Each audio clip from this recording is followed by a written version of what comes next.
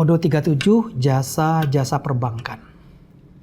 Usaha pokok bank adalah mengumpulkan dana dari masyarakat dan menyalurkannya kembali kepada masyarakat. Untuk menunjang usaha pokok tersebut, maka bank memberikan jasa atau pelayanan kepada masyarakat yang antara lain sebagai berikut.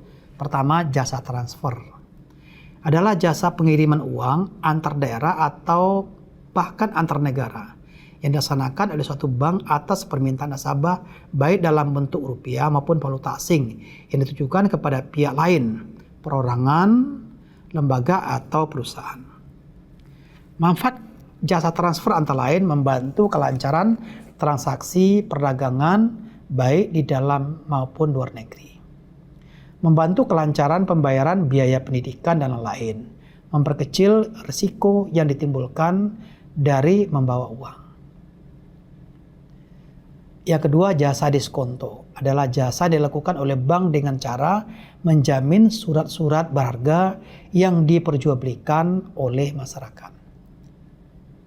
Yang ketiga, jasa inkaso adalah bentuk jasa dari perbankan yang berupa usaha penagihan wesel atau surat utang atas nama nasabahnya dari pihak lain. Manfaat dari adanya inkaso adalah sebagai berikut. Nasabah tidak perlu menagih sendiri jika tempatnya berjauhan, cukup menyerahkan surat tagihan tersebut pada bank. Yang kedua, nasabah dapat menghemat tenaga dan biaya serta kemampuan terjamin. Yang keempat, jasa garansi bank. Bank menjamin nasabahnya dalam melakukan suatu perjanjian atau suatu transaksi. Jika nasabahnya tidak memenuhi kewajiban sesuai dengan perjanjian, maka bank akan membayar kerugian terjadi. Yang kelima, jasa penyewaan tempat penyimpanan barang atau surat berharga. Jasa perbankan dilakukan dengan cara menyewa kepada nasabah tempat penyimpanan barang berupa barang berharga dalam sebuah box atau disebut dengan safe deposit box. Nah, ini sering dilakukan.